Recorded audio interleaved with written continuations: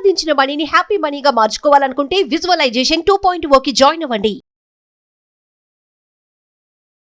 Hello viewers, welcome back to our channel. చాలా మందికి studies విషయంలో కొన్ని డౌట్స్ అయితే ఉన్నాయి. కొంతమంది ఒంటరిగా చదవాలని అనుకుంటారు, కొంతమంది గ్రూప్ స్టడీస్ పైన చాలా దృష్టి పెడుతూ ఉంటారు. అంటే గ్రూప్ స్టడీస్ చేస్తూ ఉండాలి, నలుగురు కలిసి చదువుకుంటే కొన్ని డౌట్స్ వస్తాయి, అరైజ్ అయితే మనం దాని మీద కూడా డిస్కషన్ చేసుకుంటే ఆ సబ్జెక్ట్లో ఇంకొంచెం డీప్గా మనం వెళ్ళొచ్చు అని థింక్ చేస్తూ ఉంటారు కదా. మరి గ్రూప్ స్టడీస్ అనేది దానివల్ల బెనిఫిట్స్ ఏంటి, అసలు గ్రూప్ స్టడీస్ వల్ల ఎలా ఉంటుంది? ఇంత నలుగురు కూర్చొని చదివితే అక్కడ చదువు మీద దృష్టి పెడతారా, లేకపోతే వేరే దాటిపైకి దృష్టి మళ్లించడం జరుగుతుందా? అసలు గ్రూప్ స్టడీస్ వల్ల ఉపయోగాలు ఏంటి? మరి ఇవన్నీ మాట్లాడడానికి ఈరోజు స్టూడియోలో మనతో పాటు ఉన్నారు student success coach and doctor CS Vepa learning centre academy director doctor CS Vepa గారు ఉన్నారు మనతో పాటు. సార్తో మాట్లాడదాం. మరి సార్ నుంచి మనకి ఫ్రీ డెమో క్లాస్ కూడా మేము ఇంతకుముందు వీడియోస్లో కూడా మీకు చెప్పాం కదా, every Tuesday free demo class అయితే ఉంటుంది, మార్నింగ్ 5 AM to 6 AM. మరి కింద కనిపిస్తున్న నెంబర్కి మీరు ఎన్రోల్ చేసుకోండి. ఫ్రీ డెమో క్లాస్కి ఖచ్చితంగా అటెండ్ అయితే మీకు ఉన్నటువంటి డౌట్స్, పేరెంట్సే కానీ స్టూడెంట్సే కానీ ఆ డౌట్స్ని క్లారిటీ చేసుకోవచ్చు. ఫ్రీ డెమో క్లాస్ అనేది ఖచ్చితంగా అటెండ్ అవ్వండి.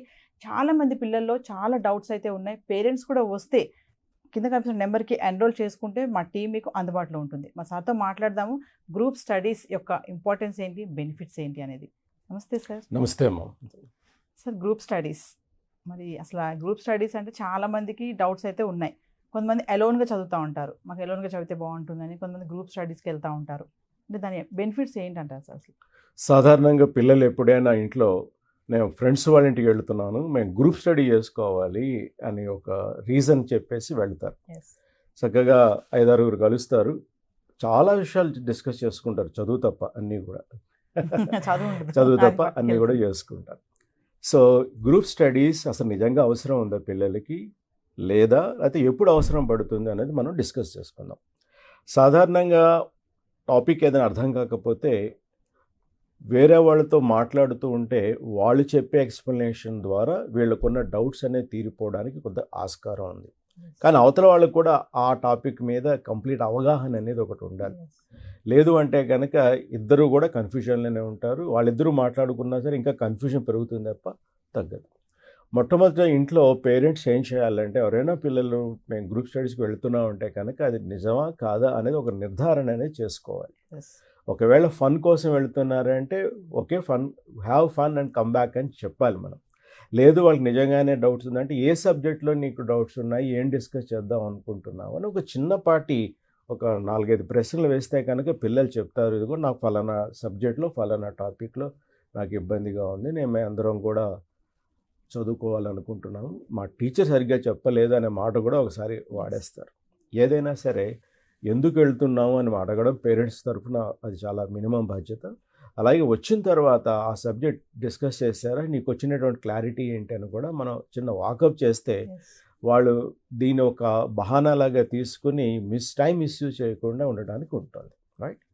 ఒకసారి ఓన్లీ ఫర్ ఫన్ అంటే హ్యాపీగా పంపించండి, ఆబ్జెక్టివ్ క్లియర్ ఉండాలి, పిల్లలు మాత్రం అబద్ధాలు చెప్పకుండా మనం చూసుకోవాలి. రైట్. ఏ సబ్జెక్టులకి మనకి ఇది ఉపయోగపడుతుందంటే సాధారణంగా మ్యాథమెటిక్స్ ఒకటి, ఫిజిక్స్ ఒకటి, కెమిస్ట్రీ ఒకటి, ఇవి ఎక్కువగా వాళ్ళకి ఇబ్బంది పెట్టే అంశాలు.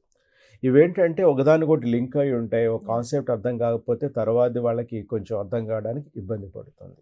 రైట్. మేబీ టీచర్లు కొద్దిగా సిలబస్ త్వరగా కంప్లీట్ చేయాలని వాళ్ళు ఫాస్ట్గా చెప్పినా అప్పుడు పిల్లలకి ఇది మిస్ అవుతారు. సో ఎవరిని కలుస్తున్నారు, ఎవరెవరు కలుస్తున్నారు అని కనుక కొంచెం మనం యాజ్ ఎ పేరెంట్ కొద్దిగా జాగ్రత్త తీసుకుంటే అవతల వాళ్ళు ఆ సబ్జెక్ట్లో బాగున్నాడు, అతనికి మంచి మార్కులు వచ్చాయి అంటే కనుక అలాంటప్పుడు మనం ఈ గ్రూప్ స్టడీస్ అనేది మంచిది. మ్యాక్సిమం గ్రూప్ స్టడీ చేసుకుంటాం పిల్లలు అన్నప్పుడు వాళ్ళే మన ఇంటికి పిల్లి వాళ్ళకి కావాల్సిన మనకి ఇద్దామంటే కనుక మన పిల్లలు సేఫ్గా ఉంటారు, ఒక వాచ్ అనేది మనం చేయగలుగుతాం. సాధారణంగా గ్రూప్ స్టడీస్ చేస్తున్నప్పుడు డిసిప్లిన్ అనేది అవసరం. డిసిప్లిన్ అంటే మనం ఎంతసేపు కలుస్తున్నాము, ఏం మాట్లాడుకోవాలి అన్నది అందరూ కలవడానికి ముందే కన్ఫర్మ్గా ఉండాలి. ఈ ఫలానా టాపిక్ ఫలానా సబ్జెక్ట్ అని చెప్పి అది అయిన తర్వాత వాళ్ళు జాయిన్ అయిన టైం 9 గంటలకు కలుద్దాం అనుకోండి, 9 గంటల నుంచి ఒక 1 అవర్ అనుకోండి 10 గంటల వరకు కేవలం సబ్జెక్టు గురించే మాట్లాడాలి. అది అయిపోయిన తర్వాత ఒక 15 గంట జనరల్గా మాట్లాడుకుని డిస్కస్ కావచ్చు. ముందు జనరల్గా మాట్లాడుకున్న తర్వాత సబ్జెక్ట్ అంటే మాత్రం కరెక్ట్ కాదు. ఎందుకంటే అది ఎండ్ కాదు. అంటే మెయిన్ పర్పస్ ఎందుకు వెళుతున్నాము, దాని యొక్క ఆబ్జెక్టివ్ అనేది వాళ్ళకి ఉన్న నలుగురికి కూడా క్లారిటీ ఉంటే ఆ టైం అనేది ప్రొడక్టివ్గా వీళ్ళు యూజ్ చేసుకున్నట్టు అవుతుంది. సో ఇది వాళ్ళు చేయవలసినటువంటి పని. ముందు ఎజెండా వేసుకోవడం, దాన్ని ఫాలో అవ్వడం. డెఫినెట్గా గంట అరగంట వాళ్ళు ఫన్ ఉంటే తప్పకుండా they can have fun, but అది సబ్జెక్ట్ డిస్కస్ చేసిన తర్వాత. సార్ ఇప్పుడు గ్రూప్ స్టడీస్లో మీరు అన్నట్టుగా అంటే సబ్జెక్ట్ పరంగా కూడా చూడాలంటారా? గ్రూప్ స్టడీస్కి ఈ సబ్జెక్ట్స్కి గ్రూప్ స్టడీస్ చేయాలి అని కూడా ఉంటుందా?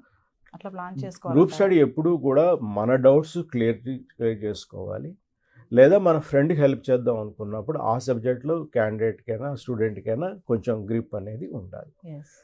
ఏ సబ్జెక్ట్కైనా గ్రూప్ స్టడీ చేసుకోవచ్చు, కానీ సాధారణంగా నేను ఇందాక చెప్పినట్టు మ్యాథమెటిక్స్, ఫిజిక్స్, కెమిస్ట్రీలోనే ఎక్కువ డౌట్లు వస్తాయి. అది లేదు ఒక తెలుగు ఉంది అందరికీ రావట్లేదు, వాళ్ళందరూ మాట్లాడుకోదలుచుకున్న బాగుంటుంది. లేదా ఒక పేరెంట్ తెలుగులో బాగా ఉన్నారు అంటే కనుక ఖచ్చితంగా ఆ పేరెంట్ హెల్ప్ తీసుకుని వీళ్ళందరూ కూడా ఒక గ్రూప్ స్టడీ కూడా చేయొచ్చు. సార్ ఈ గ్రూప్ స్టడీస్ అనేది ఒక టైం ఉంటుందా? చాలా మంది చూసుకుంటే సంవత్సరం అంతా చేయరు ఈ పనిని. ఎగ్జామ్స్ అనగా అప్పుడు వస్తుంది వాళ్ళకి గ్రూప్ స్టడీస్ చేయాలి, ఫ్రెండ్ ఇంటికి వెళ్ళి అక్కడికి వెళ్ళి చదువుకోవాలి, ఎగ్జామ్స్ వస్తున్నాయి అంటే దీనికి ఒక టైం ఉంటుందా, లేకపోతే అలా ఎండింగ్లో వచ్చే చేయాలా? సాధారణంగా ఇది గ్రూప్ స్టడీస్ అనేది హాలిడేస్లోనే చేస్తారు.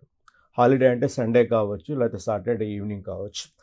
కానీ ఎప్పుడైనా సరే క్లాస్లో ఒక టాపిక్ చెప్పిన తర్వాత అది అర్థమైందా కాలేదా అని చూసుకుని టీచర్ని కూడా అడిగి, కానీ టైం టీచర్ ఇవ్వకపోతే కనుక అప్పుడు గ్రూప్ స్టడీస్ అని చేయాలి. పరీక్షల ముందు మాత్రం గ్రూప్ స్టడీ చేయడం అనేది కరెక్ట్ పద్ధతి కాదు.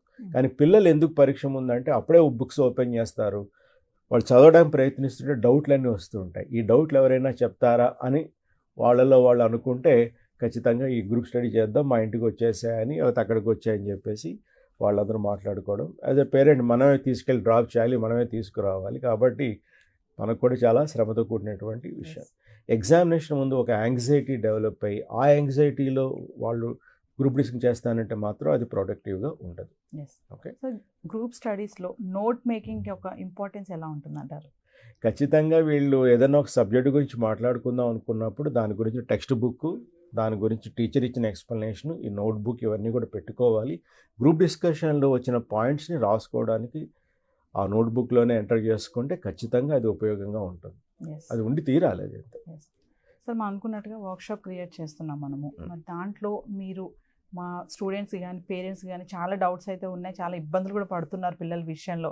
కొంతమంది ఎంత చదివినా మర్చిపోతున్నాం అనే విషయం కూడా మీరు అన్నట్టు గ్రూప్ స్టడీస్ విషయంలో అవగాహన లేక పిల్లల్ని పంపించడము, మరి అలాంటి వాళ్ళకి మన వర్క్షాప్లో ఎలాంటి ఫెసిలిటీస్ ఉంటాయి? తప్పకుండా పిల్లలు ఎలా చదువుకోవాలి, వాళ్ళకి వచ్చేటువంటి ఇబ్బందులు ఏంటి, చదివింది ఎలా గుర్తుపెట్టుకోవాలి, గుర్తుపెట్టుకుంది ఎగ్జామినేషన్లో రాసి ఎలా మార్కులు తెచ్చుకోవాలి, ఈ 3 స్టేజెస్లో కూడా పిల్లలకి గైడెన్స్ ఇవ్వడం అనేది జరుగుతుంది.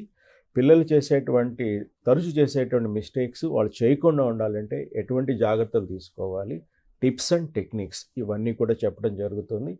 లేటెస్ట్ టెక్నిక్స్ అన్నీ కూడా పిల్లలకి ఇవ్వడం జరుగుతుంది. ఈ కాలం జనరేషన్ అంటే ఈ కాలం పిల్లలకి ఉండేటువంటి స్పెషల్ ప్రాబ్లమ్స్ కూడా దృష్టిలో పెట్టుకుని ఈ వర్క్షాప్ అనేది డిజైన్ చేశాను. సో ఈ వర్క్షాప్లో జాయిన్ అయిన వాళ్ళు కావాలనుకున్న మార్కులు అంటే అందరికీ కూడా ఫుల్ మార్క్స్ కావాలని అనుకుంటారు కదా. So study and memory skills to score full marks, ఇది మా కాన్సెప్ట్. ఈ వర్క్షాప్ యొక్క మెయిన్ ఉద్దేశం కూడా ఇదే. సో వ్యూవర్స్, ఎవరైనా సరే ఈ వీడియో చూస్తే గనక పేరెంట్సే కానీ స్టూడెంట్సే కానీ మరి మా పిల్లలు చదువుతున్నప్పుడు చాలా ఇబ్బంది పడుతున్నారు, ఎంత చదివినా కూడా గుర్తుండటం లేదు, వాళ్ళకి ఎగ్జామ్స్ టైంలో చాలా ఇబ్బందిగా ఉంటుంది, ఎలాంటి డీటెయిల్స్ మేము ఎలాంటి సజెషన్స్ తీసుకోవాలి, దీంతో పాటు ఇంకొకటి ఏంటంటే స్టడీ స్కిల్స్, మెమరీ స్కిల్స్, ఇలాంటివి కూడా డాక్టర్ సిఎస్ వెపా గారు ఒక వర్క్షాప్ కండక్ట్ చేస్తున్నారు సుమన్ టీవీ ద్వారా. మరి ఎవరైతే ఇంట్రెస్ట్ ఉంటుందో వాళ్ళు పేరెంట్సే కానీ స్టూడెంట్సే కానీ ఎన్రోల్ చేసుకోండి. కింద కనిపిస్తున్నటువంటి నెంబర్కి కాల్ చేయండి, మా టీం మీకు అందుబాటులో ఉంటుంది. ప్రతి ఒక్కరు కూడా మరి ఫ్రీ డెమో కూడా ఒకటి మేము కండక్ట్ చేస్తున్నాం. Every Tuesday 5 AM to 6 AM free demo ఉంటుంది. ఖచ్చితంగా ఫ్రీ డెమోకి అయితే మీరు కనుక వస్తే కనుక మీ దగ్గర ఉన్నటువంటి డౌట్స్ స్టడీ స్కిల్స్ విషయంలో కానీ సార్ చెప్పినట్టుగా సజెషన్స్ ఉంటాయి మీకు. చాలామంది పిల్లలకి ఇబ్బంది గురవుతున్నారు, పేరెంట్స్ కూడా చెప్పలేనటువంటి స్థితిలో కూడా ఉన్నారు. మరి అలాంటి వారికి కూడా వెపా గారి దగ్గర మంచి టిప్స్ దొరుకుతాయని అనుకుంటున్నాము. మరి కింద కనిపిస్తున్న నెంబర్కి కాల్ చేయండి, మా టీం మీకు అందుబాటులో ఉంటుంది. మరొక ఎపిసోడ్తో మళ్ళీ కలుద్దాం. నమస్తే సార్. నమస్తే అమ్మా. సుమన్ టీవీలో మీ పర్సనల్ అండ్ బిజినెస్ ప్రమోషన్స్ కోసం కింది నెంబర్కి కాంటాక్ట్ చేయండి.